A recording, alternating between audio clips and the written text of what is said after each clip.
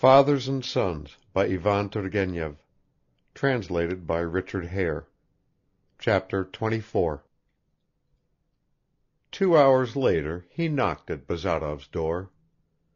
"I must apologize for hindering you in your scientific researches," he began, seating himself in a chair by the window, and leaning with both hands on a handsome walking stick with an ivory knob. He usually walked without a stick. "But I am obliged to ask you to spare me 5 minutes of your time, no more." "All my time is at your disposal," answered Bazarov, whose face quickly changed its expression the moment Pavel Petrovich crossed the threshold. "5 minutes will be enough for me. I have come to put one question to you." "A question? What about?" "I will tell you, if you will be good enough to listen to me. At the beginning of your stay in my brother's house, before I had renounced the pleasure of conversing with you, I had occasion to hear your opinion on many subjects, but as far as I can remember, neither between us nor in my presence was the subject of single combats or dueling discussed. Allow me to hear what are your views on that subject." Bazarov, who had stood up to meet Pavel Petrovich, sat down on the edge of the table and folded his arms. "My view is," he said, "that from the theoretical point of view dueling is absurd, but from the practical point of view, well, that's quite another matter." "So you mean to say, if I understand you rightly, that whatever theoretical views you may hold about dueling, you would in practice not allow yourself to be insulted without demanding satisfaction? You have guessed my meaning completely." "Very good. I am very glad to hear that from you. Your words release me from a state of uncertainty." "Of indecision, do you mean?" "That is all the same. I express myself in order to be understood. I am not a seminary rat. Your words have saved me from a rather grievous necessity. I have made up my mind to fight you." Bazarov opened his eyes wide. "Me?" "Undoubtedly you." "And what for, may I ask?" "I could explain the reason to you," began Pavel Petrovich, "but I prefer to keep silent about it. To my mind your presence here is superfluous. I find you intolerable, I despise you, and if that is not enough for you." Pavel Petrovich's eyes flashed; Bazarov's too were glittering. "Very good," he said. "Further explanations are unnecessary. You've taken it into your head to try out on me your chivalrous spirit. I could refuse you this pleasure, but it can't be helped." "I am sensible of my obligations to you," answered Pavel Petrovich, "and I may count then on your accepting my challenge, without compelling me to resort to violent measures?" "That means, speaking without metaphor, to the stick?" Bazarov remarked coolly. "That is entirely correct. You have no need to insult me; indeed, it would not be quite safe. You can remain a gentleman. I accept your challenge also like a gentleman." "Excellent," observed Pavel Petrovich, and put his stick down in the corner.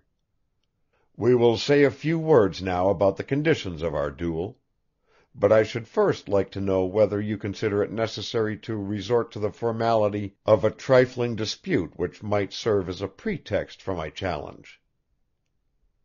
"No, it's better without formalities." "I also think so. I suggest it is also inappropriate to dwell further on the real reason for our skirmish. We cannot endure one another. What more is necessary?" "What more is necessary?" repeated Bazarov ironically. "As regards the conditions of the duel itself, since we shall have no seconds, for where could we get them?" "Exactly. Where could we get any?" "I therefore have the honor to put the following proposals to you. We shall fight early tomorrow morning, at 6, let us say, behind the plantation, with pistols, at a distance of 10 paces." "At 10 paces? That will do. We can still hate each other at that distance."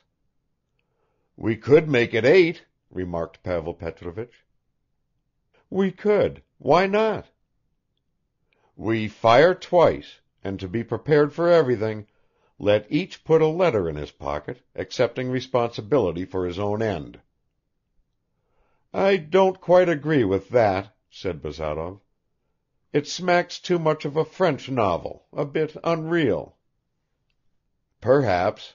You will agree, however, that it would be unpleasant to incur the suspicion of murder." "I agree. But there is a means of avoiding that painful accusation. We shall have no seconds, but we could have a witness." "And who, may I ask?" "Why, Pyotr." "Which Pyotr?"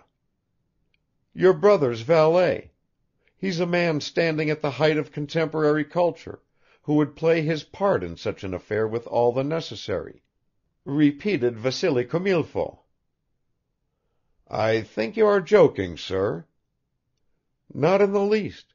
If you think over my suggestion, you will be convinced that it is full of common sense and simplicity. Murder will out, but I can undertake to prepare Pyotr in a suitable manner and bring him to the field of battle." "You persist in joking," said Pavel Petrovich, getting up from his chair. "But after the courteous readiness you have shown, I have no right to claim. So everything is arranged. By the way, I suppose you have no pistols?" "How should I have pistols, Pavel Petrovich? I'm not an army man." "In that case I offer you mine. You may rest assured that I have not shot with them for 5 years. That's a very consoling piece of news." Pavel Petrovich picked up his stick. "And now, my dear sir, it only remains for me to thank you and to leave you to your studies. I have the honor to take leave of you." "Until we have the pleasure of meeting again, my dear sir," said Bazarov, conducting his visitor to the door. Pavel Petrovich went out. Bazarov remained standing for a moment in front of the door, then suddenly exclaimed, "What the devil? How fine and how stupid! A pretty farce we've been acting, like trained dogs dancing on their hind legs. But it was out of the question to refuse. I really believe he would have struck me, and then." Bazarov turned pale at the very thought, all his pride stood up on end. "I might have had to strangle him like a kitten." He went back to his microscope, but his heart was beating fast and the composure so essential for accurate observation had disappeared. "He saw us today," he thought, "but can it be that he would do all this on account of his brother? And how serious a matter is it, a kiss? There must be something else in it. Bah!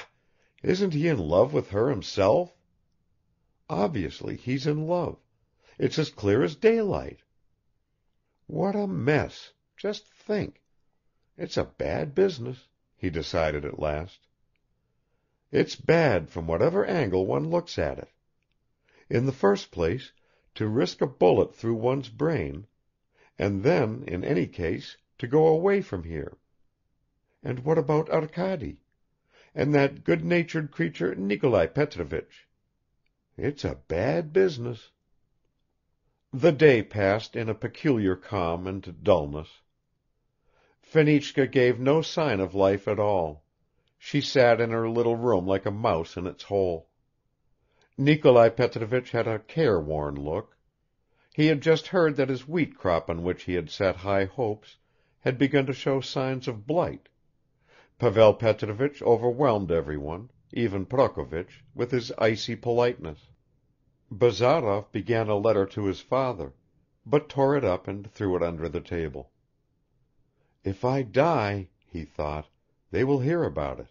But I shan't die. No, I shall struggle along in this world for a long time yet." He gave Pyotr an order to come to him on important business the next morning as soon as it was light. Pyotr imagined that Bazarov wanted to take him to Petersburg. Bazarov went to bed late, and all night long he was oppressed by discordant dreams. Madame Odintsov kept on appearing in them. Now she was his mother and she was followed by a kitten with black whiskers, and this kitten was really Fenichka. Then Pavel Petrovich took the shape of a great forest, with which he had still to fight. Pyotr woke him at 4 o'clock. He dressed at once and went out with him. It was a lovely fresh morning. Tiny flecked clouds stood overhead like fleecy lambs in the clear blue sky. Fine dewdrops lay on the leaves and grass, sparkling like silver on the spiders' webs. The damp dark earth seemed still to preserve the rosy traces of the dawn. The songs of larks poured down from all over the sky.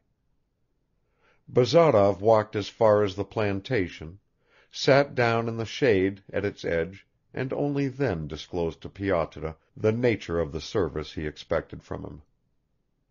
The cultured valet was mortally alarmed, but Bazarov quieted him down by the assurance that he would have nothing to do except to stand at a distance and look on, and that he would not incur any sort of responsibility. "And besides," he added, "only think what an important part you have to play." Pyotr threw up his hands, cast down his eyes, and leaned against a birch tree, looking green with terror. The road from Maryino skirted the plantation. A light dust lay on it, untouched by wheel or foot since the previous day. Bazarov found himself staring along this road, picking and chewing a piece of grass, and he kept on repeating to himself, "What a piece of idiocy!"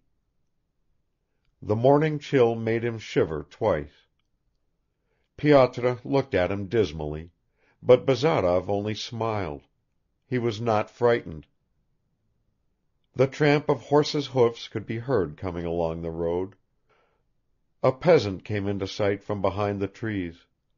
He was driving before him 2 horses hobbled together, and as he passed Bazarov he looked at him rather strangely, without removing his cap, which evidently disturbed Pyotr as an unlucky omen. "There's someone else up early too," thought Bazarov, "but he at least has got up for work, while we—" "It seems the gentleman is coming," whispered Pyotr suddenly. Bazarov raised his head and caught sight of Pavel Petrovich. Dressed in a light checked coat and snow-white trousers, he was walking quickly along the road. Under his arm he carried a box wrapped in green cloth. "Excuse me, I think I have kept you waiting," he said, bowing first to Bazarov and then to Pyotr, whom he treated respectfully at that moment as representing some kind of second. "I did not want to wake up my man." "It doesn't matter," said Bazarov. "We've only just arrived ourselves." "Ah, so much the better." Pavel Petrovich looked around. "There's no one in sight, no one to interfere with us. We can proceed?" "Let us proceed." "You don't demand any more explanations, I suppose?" "No, I don't." "Would you like to load?" inquired Pavel Petrovich, taking the pistols out of the box. "No, you load, and I will measure out the paces. My legs are longer," added Bazarov with a smile. 1, 2, 3 "Evgeny Vassilich," stammered Pyotr with difficulty; he was trembling as if he had fever. "Say what you like, but I am going farther off."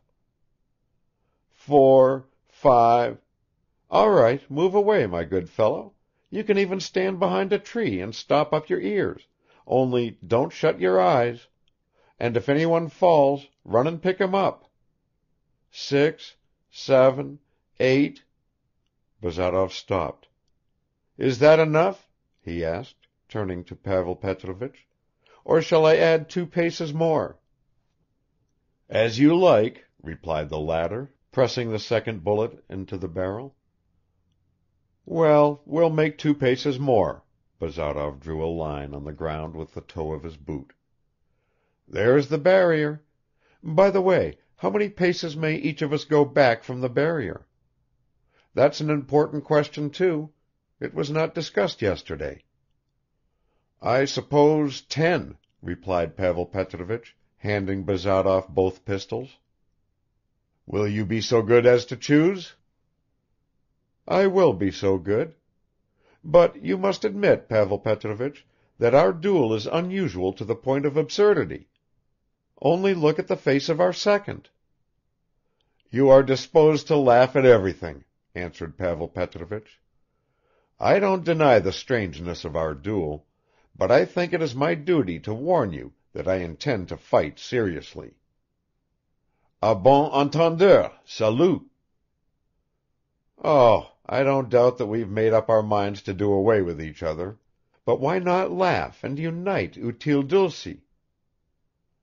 So you can talk to me in French and I'll reply in Latin." "I intend to fight seriously," repeated Pavel Petrovich, and he walked off to his place. Bazarov on his side counted off 10 paces from the barrier and stood still. "Are you ready?" asked Pavel Petrovich. "Perfectly." "We can approach each other." Bazarov moved slowly forward, and Pavel Petrovich walked towards him, his left hand thrust in his pocket, gradually raising the muzzle of his pistol. "He's aiming straight at my nose," thought Bazarov, "and how carefully he screws up his eyes, the scoundrel. Not an agreeable sensation. I'd better look at his watch chain." Something whizzed by sharply close to Bazarov's ear, and a shot rang out at that moment. "I heard it, so it must be all right," managed to flash through Bazarov's brain. He took one more step, and without taking aim, pressed the trigger. Pavel Petrovich swayed slightly and clutched at his thigh. A thin stream of blood began to trickle down his white trousers. Bazarov threw his pistol aside and went up to his antagonist. "Are you wounded?" he asked. "You had the right to call me up to the barrier," said Pavel Petrovich. "This is a trifle. According to our agreement, each of us has the right to one more shot." "Well, but excuse me, we'll leave that to another time," answered Bazarov, and caught hold of Pavel Petrovich, who was beginning to turn pale. "Now I'm no longer a duelist but a doctor, and first of all I must have a look at your wound. Pyotr! Come here, Pyotr. Where have you hidden yourself?" "What nonsense! I need help from nobody," said Pavel Petrovich jerkily. "And we must again." He tried to pull at his mustache, but his hand failed him, his eyes grew dim, and he fainted. "Here's a pretty pass, a fainting fit. What next?" Bazarov exclaimed involuntarily, as he laid Pavel Petrovich on the grass. "Let's see what is wrong." He pulled out a handkerchief, wiped away the blood, and began to feel around the wound. "The bone's not touched," he muttered through his teeth. "The bullet didn't go deep. Only one muscle, vastus externus, grazed. He'll be dancing about in 3 weeks. Fainting! Oh, these nervous people! Fancy what a delicate skin!" "Is he killed?" whispered the trembling voice of Pyotr behind his back. Bazarov looked around. "Go for some water quickly, my good fellow, and he'll outlive you and me yet." But the perfect servant failed apparently to understand his words, and did not move from the spot. Pavel Petrovich slowly opened his eyes. "He's dying," murmured Pyotr, and started crossing himself. "You are right. What an idiotic face," remarked the wounded gentleman with a forced smile. "Go and fetch the water, damn you!" shouted Bazarov. "There's no need. It was a momentary vertigo. Help me to sit up. There, that's right. I only need something to bind up this scratch, and I can reach home on foot, or else you can send for a droshky for me. The duel, if you agree, need not be renewed. You have behaved honorably. Today, take note." "There's no need to recall the past," answered Bazarov, "and as regards the future, it's not worth breaking your head about that either, for I intend to move off from here immediately. Let me bind up your leg now. Your wound is not dangerous, but it's always better to stop the bleeding. But first I must bring this corpse to his senses." Bazarov shook Pyotr by the collar and sent him off to fetch a droshky. "Mind you, don't frighten my brother," Pavel Petrovich said to him. "Don't inform him on any account." Pyotr dashed off, and while he was running for a droshky, the two antagonists sat on the ground in silence. Pavel Petrovich tried not to look at Bazarov; he did not want to be reconciled to him in any case. He felt ashamed of his own arrogance, of his failure. He was ashamed of the whole affair he had arranged, even though he realized it could not have ended more auspiciously. "At least he won't go on hanging around here," he consoled himself by thinking. "One should be thankful even for that." The prolonged silence was oppressive and awkward. Both of them felt ill at ease, each was conscious that the other understood him. For friends such a feeling is agreeable, but for those who are not friends it is most unpleasant, especially when it is impossible either to come to an understanding or to separate. "Haven't I bound up your leg too tight?" asked Bazarov at last.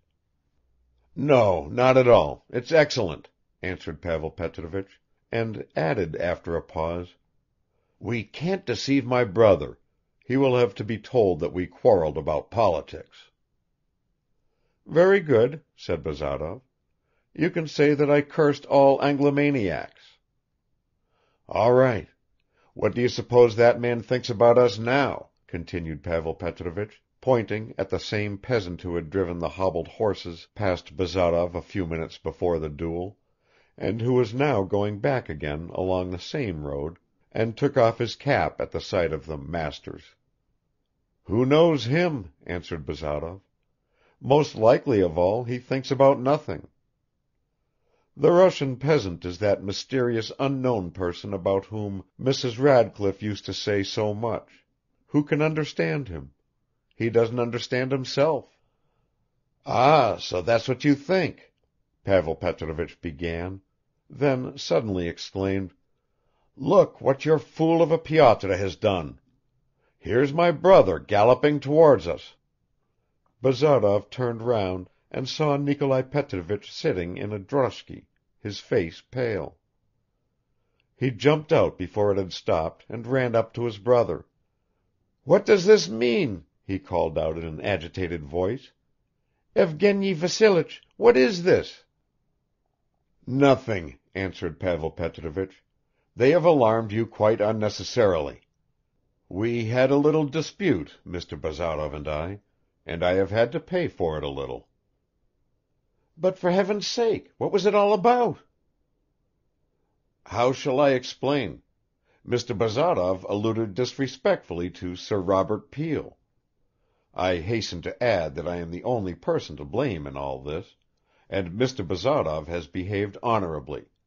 I challenged him." "But you're covered with blood." "Well, did you suppose I had water in my veins? But this bloodletting positively does me good. Isn't that so, doctor? Help me to get into the droshky, and don't give way to gloomy thoughts. I shall be quite well tomorrow.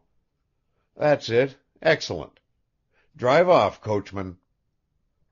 Nikolai Petrovich followed the droshky on foot. Bazarov lagged behind. "I must ask you to look after my brother," Nikolai Petrovich said to him, "until we get another doctor from the town." Bazarov nodded his head without speaking.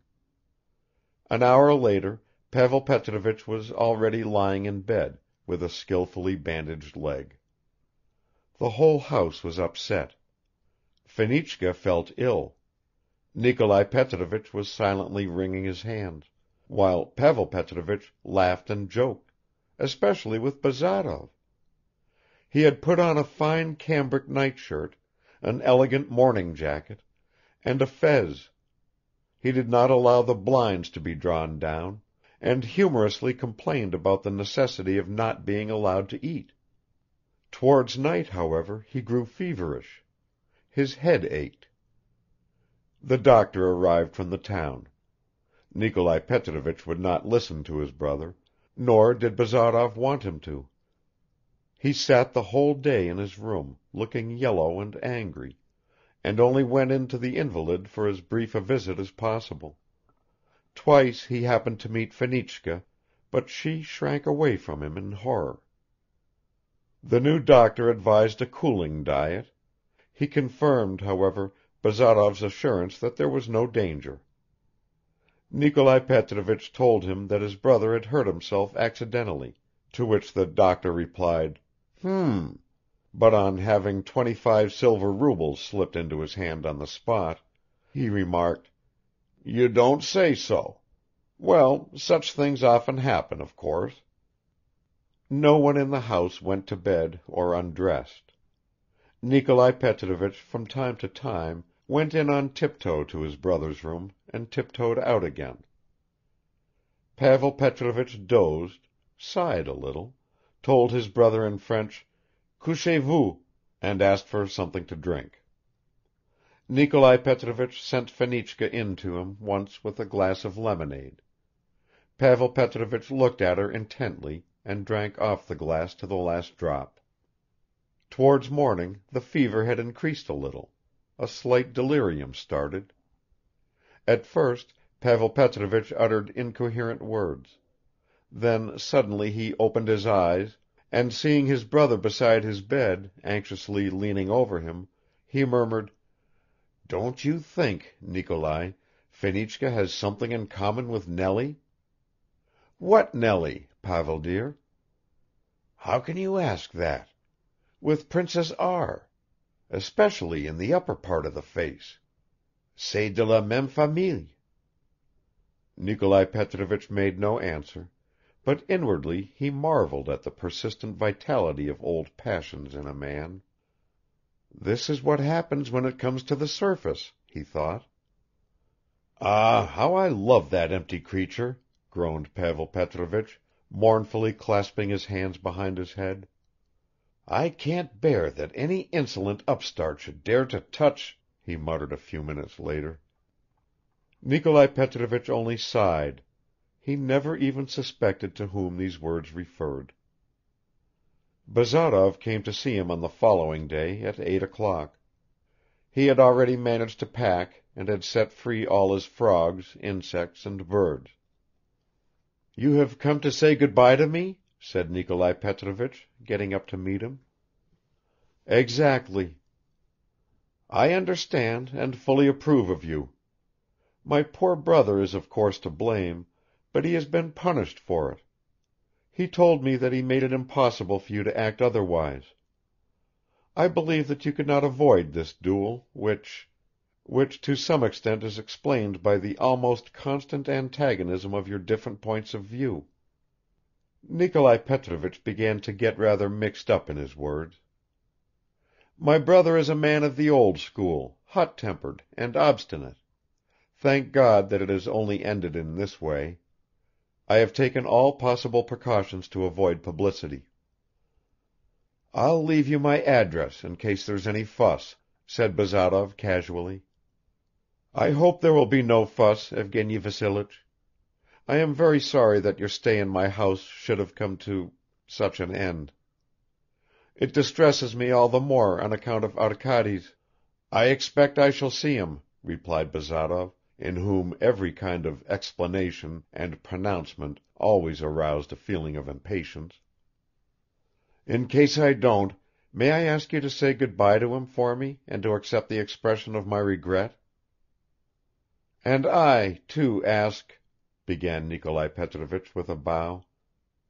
But Bazarov did not wait for him to finish his sentence and went out of the room. On hearing that Bazarov was going, Pavel Petrovich expressed a desire to see him, and shook him by the hand. But even then Bazarov remained as cold as ice. He realized that Pavel Petrovich wanted to display magnanimity. He found no opportunity of saying good-bye to Fenichka; he only exchanged glances with her from the window. Her face struck him by its sad look. "She'll come to grief probably," he said to himself, "though she may pull through somehow."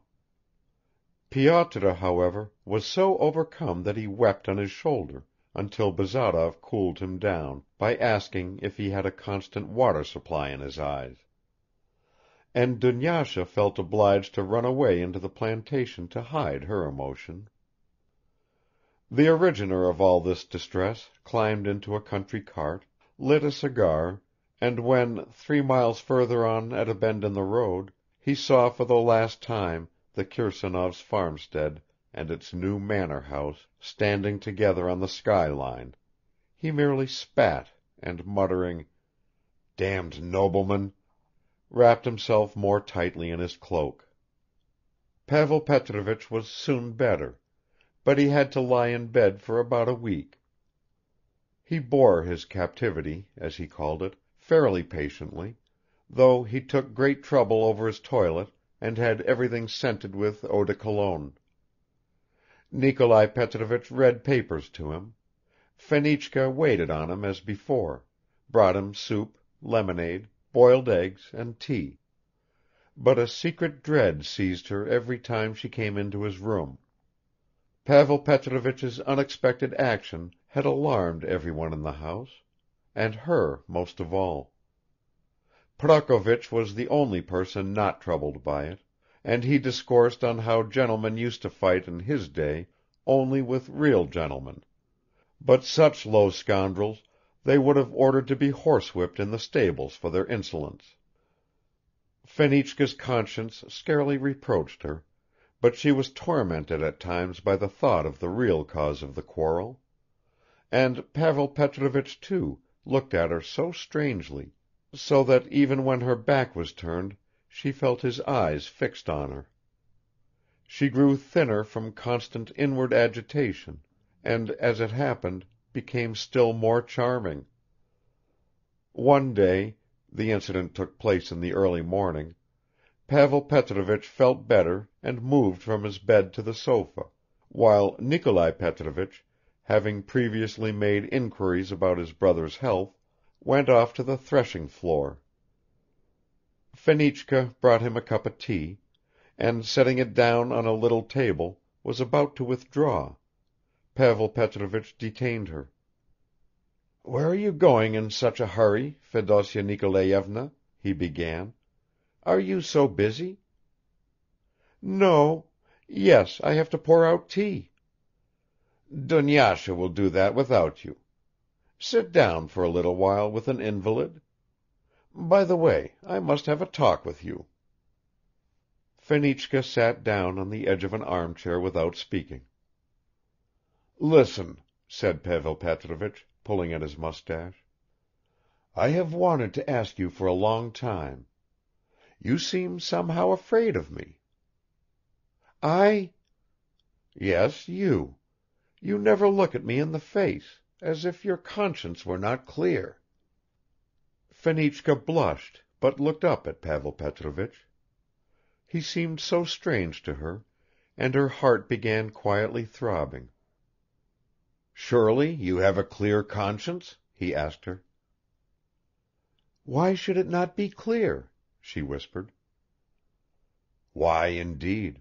Besides, whom could you have wronged? Me? That is unlikely. Any other people living in the house?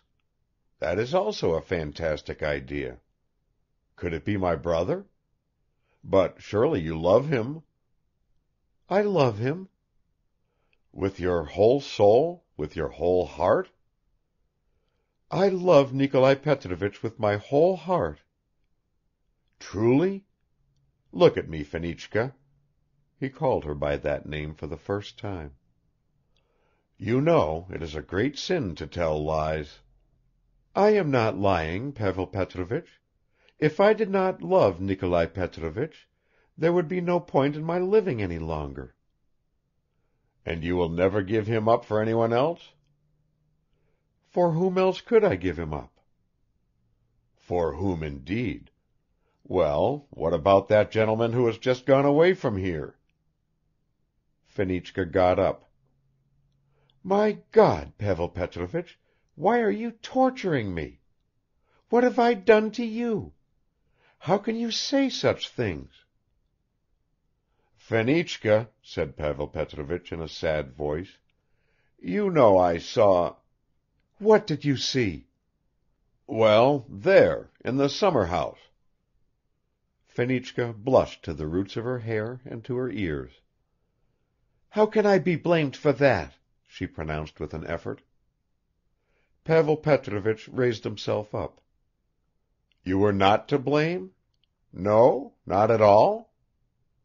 "I love Nikolai Petrovich and no one else in the world, and I shall always love him," cried Fenichka with sudden force, while sobs rose in her throat. "As for what you saw, I will say in the dreadful day of last judgment that I am innocent of any blame for it and always was, and I would rather die at once if people can suspect me of any such thing against my benefactor, Nikolai Petrovich." But here her voice failed, and at the same moment she felt that Pavel Petrovich was seizing and pressing her hand. She looked at him and was almost petrified. He had turned even paler than before; his eyes were shining, and, most surprising of all, one large solitary tear was rolling down his cheek. "Fenichka," he said in a strange whisper, "love him, love my brother. He is such a good, kind man. Don't give him up for anyone, and don't listen to anyone else's talk. Only think, what can be more terrible than to love and not to be loved in return? Never leave my poor Nikolai." Fenichka's eyes were dry and her fright had vanished, so great was her amazement. But what were her feelings when Pavel Petrovich of all people, pressed her hand to his lips and seemed to pierce into it without kissing it, only breathing convulsively from time to time. "Good heavens," she thought, "is he suffering from some attack?" At that moment his whole ruined life stirred within him. The staircase creaked under rapidly approaching footsteps. He pushed her away from him and let his head drop back on the pillow. The door opened, and Nikolai Petrovich came in, looking cheerful, fresh and ruddy. Mitya, just as fresh and rosy as his father, with nothing but his little shirt on, was frisking about in his arms, snatching with bare little toes at the buttons of his rough country coat. Fenichka simply flung herself upon him, and clasping him and her son together in her arms, dropped her head on his shoulder. Nikolai Petrovich was astonished. Fenichka, so shy and modest, never demonstrated her feelings for him in front of a third person. "What's the matter?" he said, and glancing at his brother he handed Mitya to her. "You don't feel worse?" he asked, going up to Pavel Petrovich, who buried his face in a cambric handkerchief. "No, not at all. On the contrary, I am much better." "You shouldn't have been in such a hurry to move to the sofa. Where are you going?" added Nikolai Petrovich, turning towards Fenichka, but she had already closed the door behind her. "I was bringing my young hero in to show you. He has been crying for his uncle. Why did she carry him off? What's wrong with you, though? Has anything happened between you?" "Brother," said Pavel Petrovich gravely, Give me your word to carry out my one request." "What request? Tell me." "It is very important. It seems to me the whole happiness of your life depends on it. I have been thinking a lot all this time about what I want to say to you now. Brother, do your duty, the duty of an honest and generous man. Put an end to the scandal and the bad example you are setting. You, the best of men." "What do you mean, Pavel?" "Marry Fenichka. She loves you. She is the mother of your son." Nikolai Petrovich moved a step backwards and threw up his hands. "You say that, Pavel? You, whom I always took for the most relentless opponent of such marriages? You say that? But don't you know that it was only out of respect for you that I have not done what you rightly called my duty?" "Your respect for me was quite mistaken in this case," said Pavel Petrovich with a weary smile. "I begin to think that Bazarov was right when he accused me of being an aristocratic snob. No, dear brother, let us stop worrying ourselves about the opinion of the outside world. We are elderly, humble people by now. It's high time we laid aside all these empty vanities. We must do our duty, just as you say, and maybe we shall find happiness that way in addition." Nikolai Petrovich rushed over to embrace his brother. "You have really opened my eyes," he exclaimed. "I was right in always maintaining that you are the kindest and wisest man in the world, and now I see you are just as reasonable as you are generous-minded." "Softly, softly," Pavel Petrovich interrupted him. "Don't knock the leg of your reasonable brother who at close on 50 has been fighting a duel like a young lieutenant. So, then, the matter is settled. Fenichka is to be my belle sœur." "My darling Pavel, but what will Arkady say?" "Arkady? He'll be enthusiastic, of course. Marriage is not a principle for him, but on the other hand his sentiment of equality will be gratified. Yes, and after all, what is the good of caste diversions au 19e siècle? Ah, Pavel, Pavel, let me kiss you once more. Don't be afraid, I'll be careful." The two brothers embraced each other. "What do you think? Shouldn't you tell her straight away what you intend to do?" "Why should we hurry?" answered Nikolai Petrovich. "Did you have a conversation with her?"